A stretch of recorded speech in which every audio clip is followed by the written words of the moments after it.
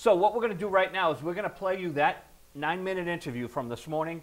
Very exciting. This film comes out November 4th. We have an exclusive here at WinCAM and worldwide on the web.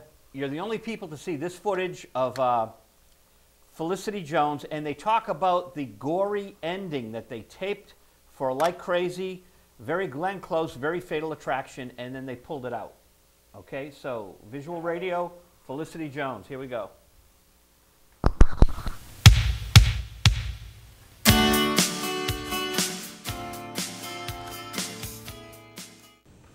Hello.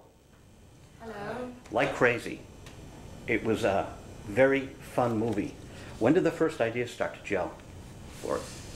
I think just earlier last year, I started thinking about relationships and sort of reflecting on some feelings and ideas about love and what it meant and what a long-distance relationship is and how difficult it is to navigate. I was expecting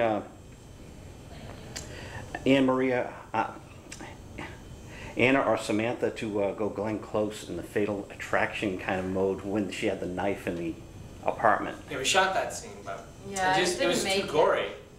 I mean, did you really? She did actually slice off Jacob's head. No. Totally decapitates his head. You're kidding. That was the old ending. Yeah. You are joking. I think we are, yeah. Yeah. Oh. Did she have any thoughts about going a little spazzy on him? I don't think she wants to kill him at that point. Just wants to eat him. She's like a spider. Yeah. Don't know what that was. Does she wanna? No, she's just frustrated with their relationship and gets angry. She didn't seem to be concerned about her promotion or her new boyfriend as much as reworking the old relationship.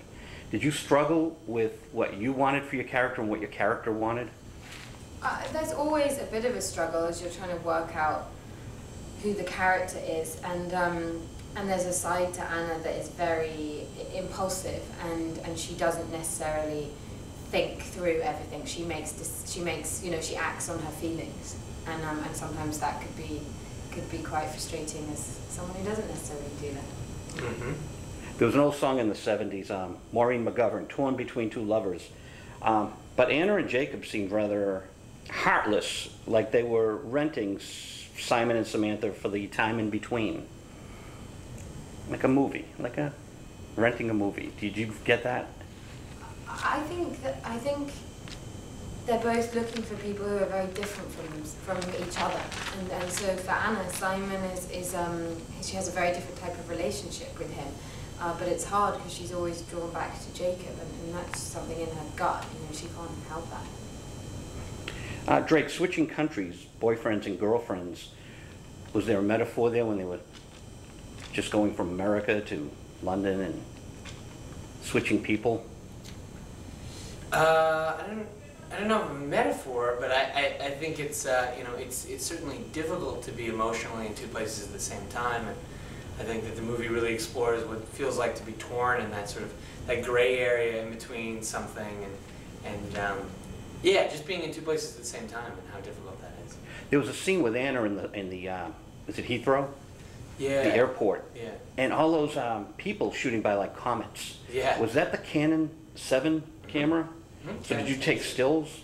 It's a time lapse, so we're taking a still every. We're taking one still a second for 30 minutes, and that's the time lapse. And how did you get all those people going by her? We rented them all. No, they were all real people, just in the airport. The camera was so small and inconspicuous. We were able to kind of hide it behind a pole, so it's very difficult to tell that they're being shot. So I think only one or two people looked into the camera. We only had to omit like 1 or 2 frames, and then everyone else is in. They're all real people. Now we were at the Kendall last night where you did a Q&A, both of you, and it was great. Oh, thank you. I didn't realize that there were 9 years. Well, there was seven, but then seven, really sorry. we condensed it down. It's pretty. I kind of see it as a 5-year journey now. I almost would have liked if you had 2 and then 1 and then 2. Okay. And I hope you don't mind me saying this. I'm glad you told me that now. If there was a little narration or the signs, it might have made it easier for me because I didn't realize the time Sure. that had passed. Sure. But I think if you think it takes place in 3 years or 5 years or 7 years, I still think it has the same effect. Yeah. And that's what's exciting about it, is you really do get to put your own sort of time period on the film, and you bring your own, as the audience, you bring your own sensibilities of how much time has passed, which is really nice. And you don't need to. No, it's you know, if you know specifically or too specifically, I think you're worrying with the wrong things as opposed to just following emotionally where the characters are and where they're dropped off when time has passed. Are you familiar with Quantum Leap? I love that. She is. She loves it. Quantum Leap, that was my favorite show. I felt this film kind of had a romantic quantum leap. Oh, really? Sure. Going back, you know, there was also... Did you ever see that show? Is that Scott Bakula? Yeah. Yeah, It was so good. It was so good. Sorry, I haven't thought about Quantum Leap for a long time. Well, But your film did that to me, because when they're in the shower and they're flashing back, and there was so much flashing around and time being condensed. Sure. Mm-hmm. Yeah. The beach and the boats and the Ferris wheel seemed to show young love. This is for either of you. It seemed to fade away after all that fun frivolity as the movie got on. Did they get more involved with complexities of life? well, after that initial period, but when they first meet, they're just completely overwhelmed by each other and madly and passionately in love. And obviously, they don't really know each other at that point. It's just a love at first sight thing, and then gradually relationships shift and change as you get to know each other. I think they just grow up, and it's kind of sad, but they're kids when they first meet, and then they're adults when she gets back. So it's yeah, you lose a little bit of the innocence together as you grow apart and you grow up apart. Well, now that they've grown up and lost the innocence, will Simon and Jacob and Samantha and Anna get a sequel, a sort of modern day Like Bob and... Crazier in 10 years, we'll check in and see where they're at. No, more like Bob and Carol and Ted and Alice. It was a film from the 60s. Oh, gotcha. I just thought, I didn't understand why they didn't try to have some kind of an arrangement with the new mates and the old. I think Simon and Samantha need to have like a conference call, discuss a few things. Maybe they should get together. I think they should. They would look beautiful together. They would. They would. Can you imagine? They would probably really be into each other. That is a lot of beauty. I think Simon would really be into Samantha, but I don't think Sam would really get Simon. No, she's, yeah. I think she's a little, got her own, yeah. little bohemian for him. Yeah. But I they thought- would look great. They look great in pictures.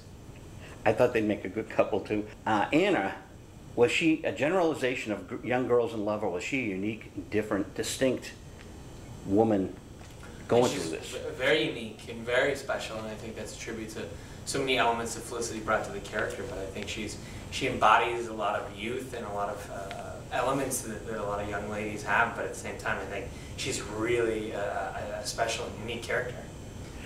Lots of people have said that Anna reminds them of their first girlfriend. It's great. Well, then in that case, she's just a generic, Exactly. generic young You lady. know, cookie cutout character. Yeah, that's what she is. She could be in any film, anytime. We could pluck her, and then put her in a film in the 50s. Yeah, same. Yeah, the poem would work. Yeah. They seem so normal, but then at some point they're unbalanced. Is it because of the obsession?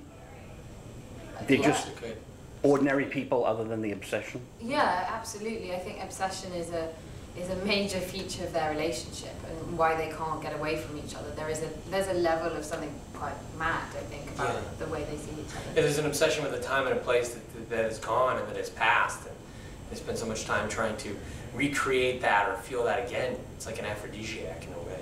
Why didn't Anna get more advice from the parents funding her adventures? Why didn't you? Sorry. Why didn't More Anna advice get from more her parents advice? running her adventures. Well, she's a free spirit, you know. And she got that from her parents with their drinking and... Well, they've given her a lot of independence, and they've said, you know, go forward and be an independent young woman, and she does that. Well, I appreciate your time. Thanks for being on Visual Radio, and much success with the film. Thank you so much. Thank you very much.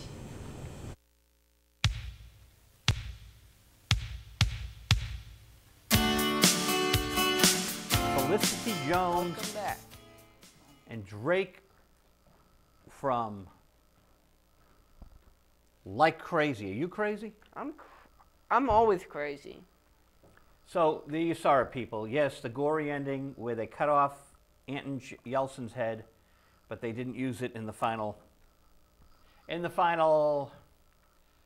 cut. Final cut, thank you.